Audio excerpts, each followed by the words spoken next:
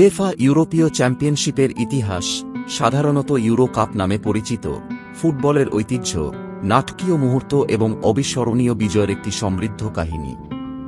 এটি এমন একটি প্রতিযোগিতা যা তার সূচনা থেকে সম্মান এবং জনপ্রিয়তায় বেড়ে উঠেছে, জাতিগুলিকে একত্রিত করেছে এবং ইউরোপের কিছু সেরা ফুটবল প্রতিভা প্রদর্শন করেছে।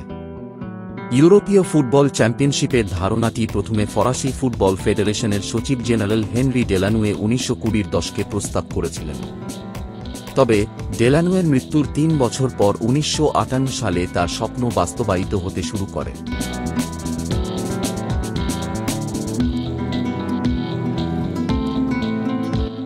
প্রথম প্রতিযোগিতা, যা ইউরোপীয় নেশনস কাপ নামে পরিচিত, 1960 সালে অনুষ্ঠিত হয়। ট্রফির নামকরণ করা হয় ডেলানুয়ের সম্মানে এবং প্রথম প্রতিযোগিতায় 4টি দল, ফ্রান্স, চেকোস্লোভাকিয়া, সোভিয়েত ইউনিয়ন এবং যুগোস্লাভিয়া, ফাইনাল পর্যায়ে প্রতিদ্বন্দ্বিতা করেছিল। প্রারম্ভিক বছর, সোভিয়েত ইউনিয়ন প্রথম চ্যাম্পিয়ন হিসেবে আবির্ভূত হয়, প্যারিসে ফাইনালে যুগোস্লাভিয়াকে 2-1 গোলে পরাজিত করে। প্রতিযোগিতার বিন্যাসটি মূলত একটি সিরিজের হোম অ্যান্ড অ্যাওয়ে ম্যাচ জড়িত, যা 4 দলের নকআউট পর্যায়ের দিকে পরিচালিত হয়েছিল। 1964-তে স্পেন 1960 সালে রাজনৈতিক উত্তেজনার কারণে অংশ নিতে না পেরে ঘরের মাটিতে প্রতিযোগিতা জিতে সোভিয়েত ইউনিয়নকে ফাইনালে পরাজিত করে।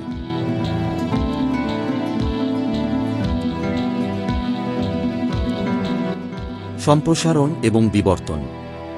প্রতিযোগিতাটি ধীরে ধীরে প্রসারিত হয়, অংশগ্রহণকারী দলের সংখ্যা বৃদ্ধি পায়। 1980-তে ইতালিতে অনুষ্ঠিত সংস্করণটি প্রথম 8টি দলকে বৈশিষ্ট্যযুক্ত করে।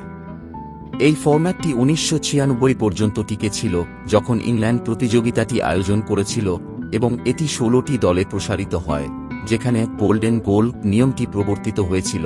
অতিরিক্ত সময় যদি একটি গোল হয় তবে ম্যাচটি শেষ হবে।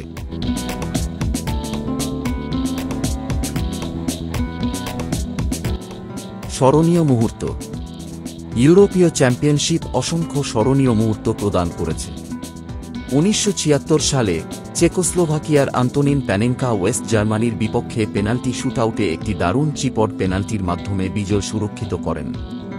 1992-এ ডেনমার্ক, যারা প্রাথমিকভাবে যোগ্যতাপ্রাপ্ত হয়নি এবং যুগোস্লাভিয়ার জন্য দেরিতে প্রতিস্থাপন হিসাবে ডাকা হয়েছিল, ইউরোপ মহাদেশকে হতবাক করে প্রতিযোগিতাটি জিতেছিল। 2004 সালে গ্রিসের অসাধারণ বিজয় ছিল আরেকটি রূপকথার বিজয়, কারণ তারা সম্ভাবনা এবং প্রচলিত ফুটবলের জ্ঞানকে অস্বীকার করে ট্রফি তুলেছিল।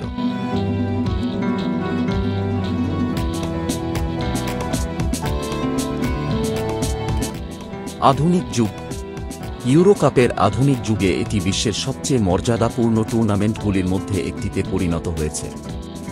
2016 সালে ফ্রান্সে অনুষ্ঠিত সংস্করণটি প্রতিযোগিতাটি 24টি দলে প্রসারিত হতে দেখেছে, এটিকে আরও অন্তর্ভুক্ত এবং প্রতিযোগিতামূলক করে তুলেছে। পর্তুগাল বিজয় হিসেবে আবির্ভূত হয়, ক্রিশ্চিয়ানো রোনালদো চোটে থাকা সত্ত্বেও ফাইনালে ট্রফি উত্তোলন করেন।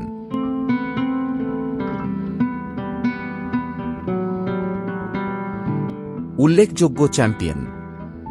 জার্মানি এবং স্পেন সবচেয়ে সফল দেশ হিসেবে আবির্ভূত হয়েছে, প্রতিটি দল 3 বার করে প্রতিযোগিতা জিতেছে। জার্মানির বিজয় আসে 1972, 1980 এবং 1996 সালে, অন্যদিকে স্পেনের বিজয় আসে 1964, 2008 এবং 2012 সালে, পরবর্তীকালে বিশ্ব ফুটবলে আধিপত্য বিস্তারের একটি সময় চিহ্নিত করে। Euro 2020 Saga. ইউরো 2020 টুর্নামেন্টটি অনন্য ছিল কারণ এটি প্রতিযোগিতার 60তম বার্ষিকী উদযাপন করতে 12টি দেশের 12টি শহরে অনুষ্ঠিত হওয়ার কথা ছিল। তবে কোভিড-19 মহামারীর কারণে এটি 2021 পর্যন্ত স্থগিত করতে বাধ্য হয়। ইতালি চ্যাম্পিয়ন হিসেবে আবির্ভূত হয়, ওয়েম্বলি স্টেডিয়ামে একটি নাটকীয় ফাইনালে ইংল্যান্ডকে পরাজিত করে পেনাল্টি শুটআউট দ্বারা নির্ধারিত হয়।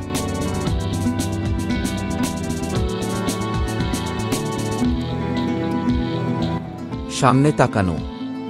যেহেতু ইউরো কাপটি বিকশিত হতে থাকে, এটি ফুটবল, সংস্কৃতি এবং ঐক্যের একটি উদযাপন হিসাবে রয়ে গেছে।